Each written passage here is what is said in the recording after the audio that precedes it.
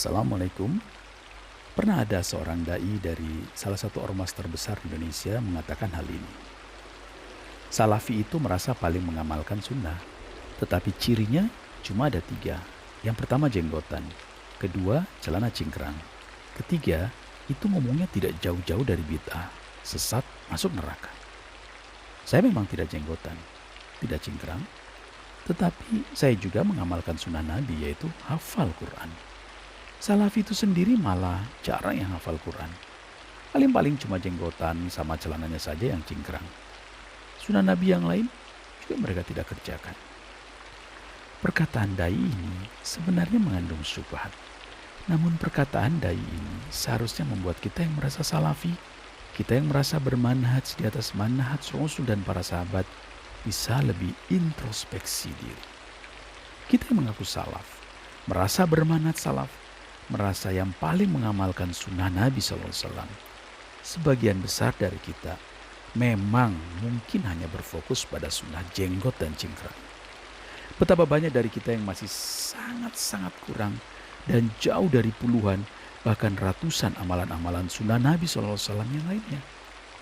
Semoga dari ini kita yang merasa berada di atas manhaj salaf menjadi cerminan saudara kita kaum muslimin yang lain, sebagai teladan dan sebagai contoh sebagai seorang muslim yang menjalankan sunnah-sunnah Nabi SAW.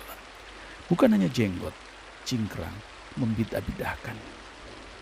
Di luar itu, ada beberapa syubhat yang keluar dari ucapan dai tersebut. Beberapa di antaranya yaitu memelihara jenggot dan tidak isbal merupakan sunnah Nabi SAW yang berhukum wajib. Sebagaimana kita dapati perintah tegas memelihara jenggot, tidak bertasabuh dengan kaum kafir. Bagaimana kita dapati ancaman tegas bagi mereka pelaku isbal. Sebagaimana kita dapati seluruh para nabi, para rasul memelihara jenggotnya. Bagaimana kita dapati nabi dan para sahabat tidak ada satupun yang melakukan isbal, kecuali kalau kedodoran. Sedangkan hafal Al-Quran, ini juga merupakan sunnah dari Nabi SAW, namun tidak berhukum wajib. Tidak ada kita dapati perintah wajibnya menghafal Al-Quran. Tidak ada kita dapati ancaman neraka bagi kaum muslimin yang tidak hafal Al-Quran. Sebagaimana perihal hafal Al-Quran, jika kita merujuk kepada para sahabat, mereka semua mengamalkan isi Al-Quran. Tetapi tidak semua di antara mereka yang hafal Al-Quran. Bagaimana kita dapati ada beberapa sahabat yang tidak hafal Al-Quran. Kemudian ada satu lagi syubhat yang terlontar dari mulut dai ini. Dia mengatakan bahwa dia menghafal Al-Quran. Namun mengapa masih berat bagi dirinya untuk memelihara jenggot dan tidak isbal? Yang mana ini jelas-jelas diperintahkan oleh Allah Azza wa Jalla melalui Rasulnya. Menghafal Al-Quran baik, namun mengamalkan isi Al-Quran jauh lebih baik dari sekedar menghafalnya. Jika Anda dihadapkan pada 2 pilihan berikut, mana yang akan Anda pilih?